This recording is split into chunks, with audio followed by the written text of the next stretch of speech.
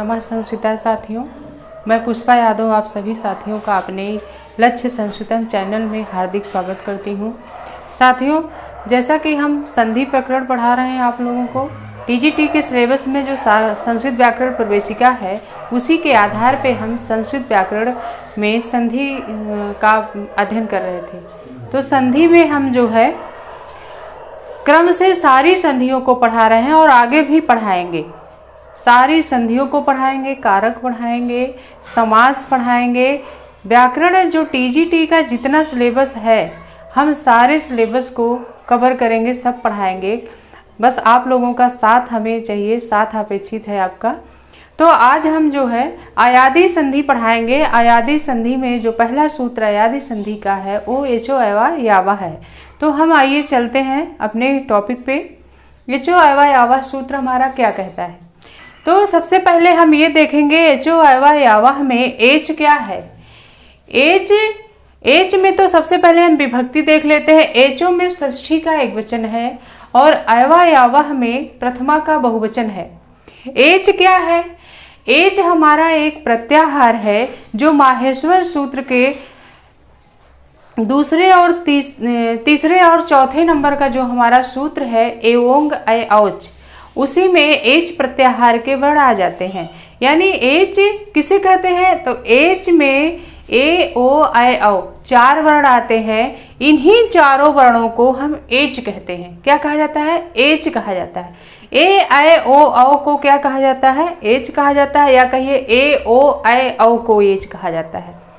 तो एचो एवा यावा सूत्र कहता है एच का ऐ औ आय आओ आदेश होता है। यही इतना है इस सूत्र का मतलब, और कुछ है ही नहीं।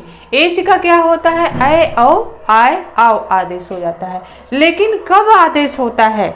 जब एच प्रत्याहार का कोई भी वर्ण आए, चाहे ए ओ ऐ औ में से कोई आए, और उसके बाद कोई भी स्वर आ जाए।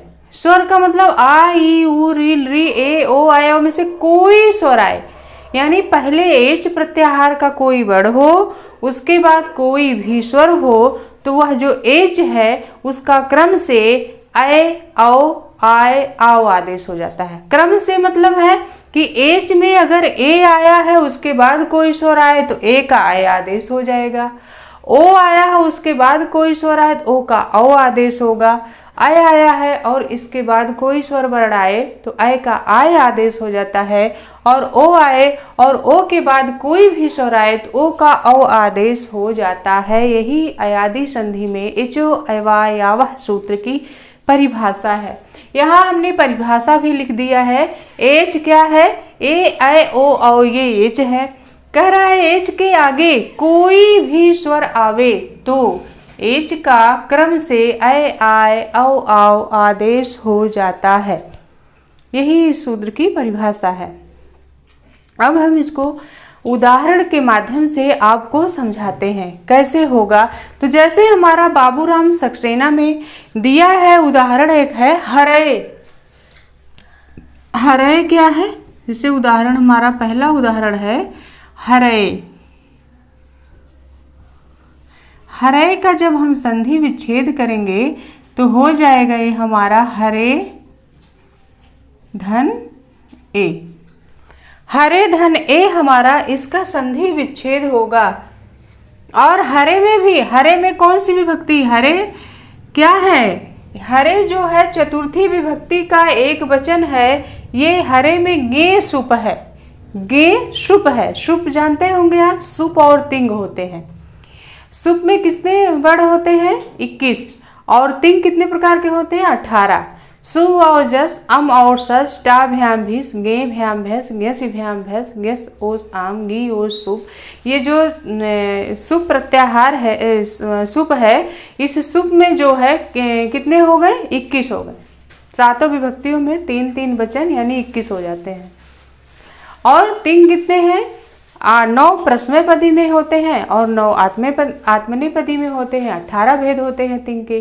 तो तिंग जो है धातुओं में जुड़ता है और सुप किस में जुड़ता है? शब्द रूप में, संज्ञा में जुड़ता है सुप। तो यहाँ सुप है हरे में, क्योंकि ये जो सुप है ये हरे एक शब्द है। हरी हरि का रूप है हरे, तो हरे में शब्द है, एक शब्द रूप है, तो इसमें सुप जुड़ा है, सुप चतुर्थी का एक वचन जुड़ा है, इसीलिए हरे हो गया। जैसे हरि, हरिम, हरिड़ा, हरे, हरे, हरे, इस तरह से रूप चलता है हमारा। तो हरे का जो है हम जब संधि विच्छेद करें तो हरे धन ए हो गया। हरे में क्या है? ए है, उसके बाद क्या है? ए है। और ये ए जो पहले वाला जो ए है, ये एच का ए है। किसका ए है? एच का ए है। ये एच प्रत्याहार के अंतर्गत आता है। उसके बाद ये कह ही रहा है एच का कोई वर्ण हो, उसके आगे कोई भी स्वर हो, तो संयोग से ए के बाद ए ही आया है। यहाँ कोई भी स्वर आए, अब तक हमने जो बहुत सारी संधियां पढ़ी, दीर्घ संधि में अक के बाद अक आए तो दीर्घ हो जाता है। यण संधि में इक, आ, ई, उ, री के बाद कोई आ समान स्वर आए तो आ, ई, उ, री का या वाराला हो जाता है।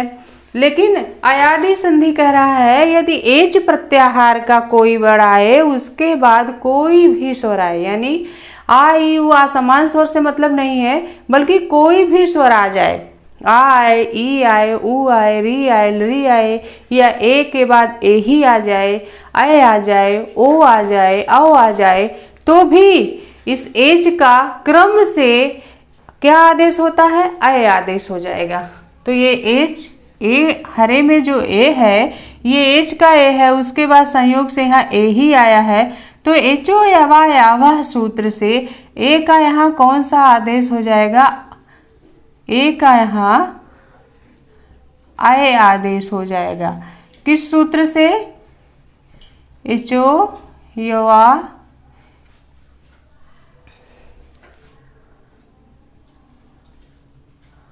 यावह से, एचो यवा यावह सूत्र से अय आदेश हो गया। जब ये हमारा अय आदेश ए का अय हो गया तो हमारा शब्द क्या बन गया? हर बन गया, क्योंकि हर के ए का अय आदेश हो गया, तो ये अय हो गया।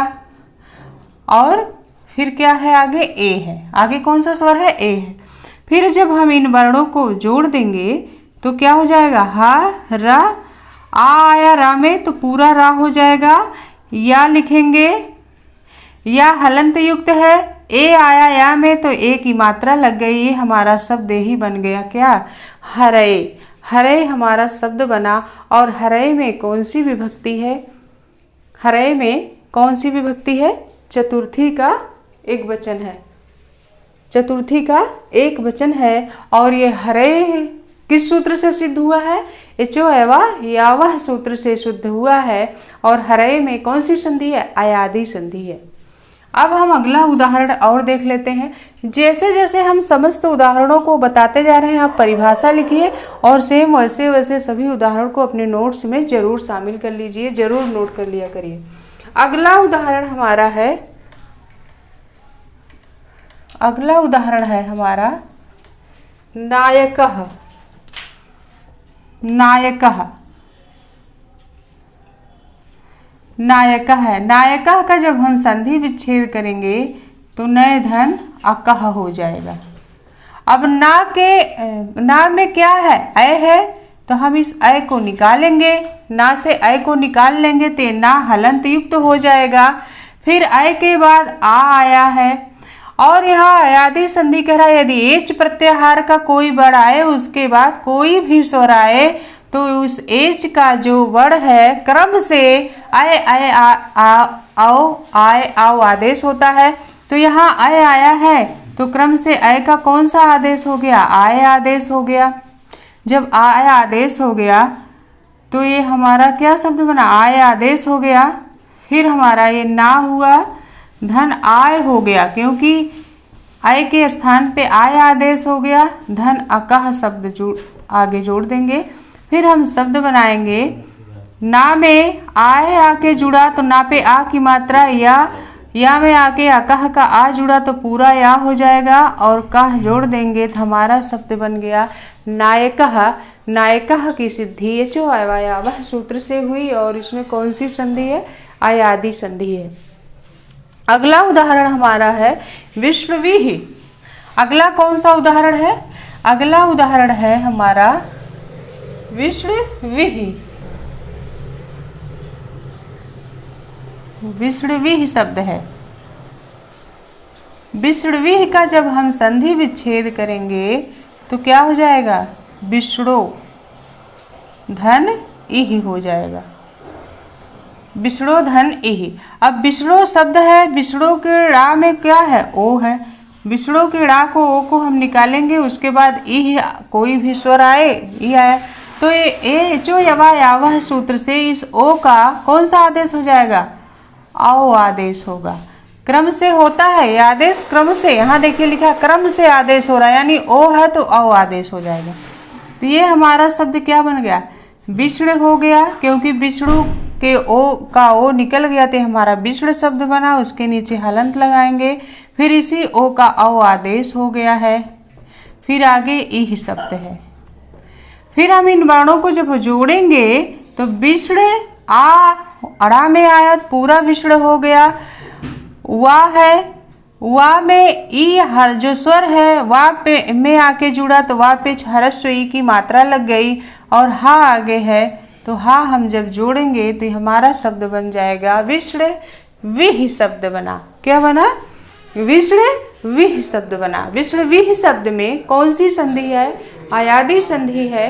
और विष्णु विह सूत्र का रूप कैसे सिद्ध होगा? एचो यवा यावह से विष्णु विह का जो है सिद्धि होगा।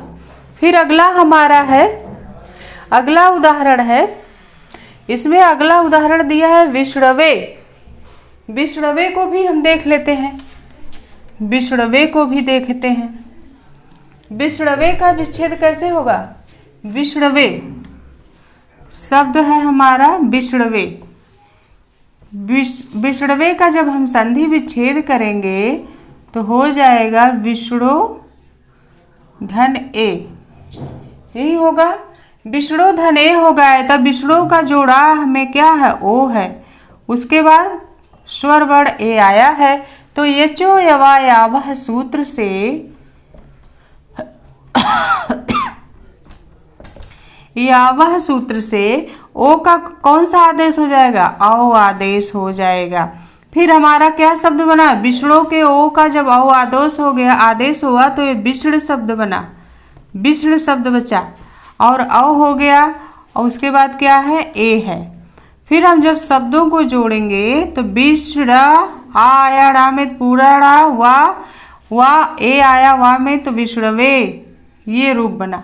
विष्णवे की सिद्धि किस सूत्र से हुई है? जो एवा यावह से हुई है। और विष्णवे में जो है कौन सी संधि है? आयादी संधि है। फिर अगला उदाहरण हमारा है पावकः। पावकः को भी हम समझ लेते हैं। पावकः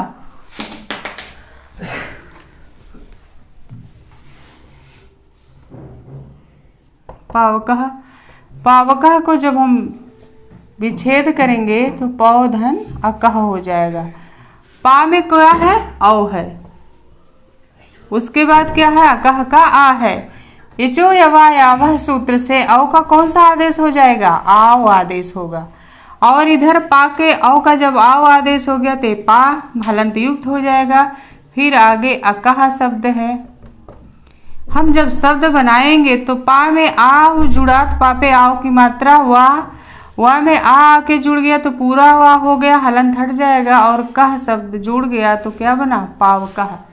ये हमारा आयादी संधि रही।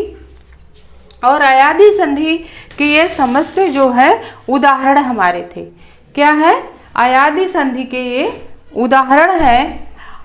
और आयादी संधि में आपको बस यही समझना है कि पूर्व वर्ण क्या हो? पूर्व वर्ण यानी पहले वाला वर्ण हमारा एच प्रत्याहार का होना चाहिए। पूर्व वर्ण यानी पहले हमारा एच प्रत्याहार का वर्ण आए, और पर वर्ण यानी बाद का जो वर्ण हो वो कोई भी स्वर हो तो क्या हो जाएगा? तो जो हमारा आदेश होगा संधि वर्ण जो होगा अय आय औ आओ हो जाएगा। जैसे हम समझा भी दे रहे हैं कि जैसे हमारा ये जो पूर्ण वर्ण क्या है? पूर्व जो वर्ण होगा हमारा एच प्रत्याहार का होगा। एच प्रत्याहार में कौन कौन से आएंगे? ए आएगा, आय, ओ औ, ये हमारा पूर्व वर्ण हो गया। पर वर्ण क्या होना चाहिए, यानी बाद का वर्ण हमारा कोई भी स्वर हो, चाहे ह्रस्व या दीर्घ आ हो, ह्रस्व या दीर्घ ई हो, ह्रस्व उ या दीर्घ उ हो, री हो या री हो, ए हो या अय हो, ओ हो या औ हो, यानी पर वर्ण में कोई भी स्वर वर्ण हो तो हमारा जो संध्यंत संधि युक्त वर्ण हो जाएगा। संधि वर्ण जो हमारा होगा वो क्या होगा, संधि वर्ण क्या हो जाएगा हमारा, ए के बाद कोई भी आए स्वर तो ए का अय आदेश होगा, अय का क्या हो जाएगा, आय आदेश हो जाएगा, और ओ का क्या होगा, औ आदेश हो जाएगा, और आओ का आओ आदेश। यही हमारा संधि वर्ण होगा। कैसा होगा, संधि वर्ण। तो यही ये जो अयादी संधि है, यही जो हम समझाए हैं, इसको ऐसे ही आप लोग अपने नोटबुक में लिख लीजिएगा, यही होगा। यानी पूर्व वर्ण एच प्रत्याहार का कोई भी वर्ण हो, ए ऐ ओ औ में से कोई हो, पर वर्ण का मतलब होता है यानी एच प्रत्याहार का कोई वर्ण हो, उसके बाद कोई वर्ण आए, स्वर में से कोई स्वर आ जाए, तो उन पूर्व वर्ण का जो क्रम से, जैसे अगर ए आया है तो अय होगा, अय आया है तो आय आदेश हो जाएगा, ओ है तो औ होगा, और औ है तो आओ आदेश हो जाएगा। जैसे हमने नायिका पावका विश्रवी विश्रवे को सिद्ध करके बताया। तो ये हमारी आज की संधि रही, अयादी संधि। हमारी संधि जो हमने पढ़ाया है कैसा लगा आप हमें कमेंट करके ज़रूर बताया करिए। आप लोग कमेंट नहीं करते हैं, हमें ज़रूर बताइए, हम और अच्छा करने की कोशिश करेंगे। तब तक के लिए नमः संस्कृताय। फिर हम अगली कक्षा में मिलेंगे आप लोगों से।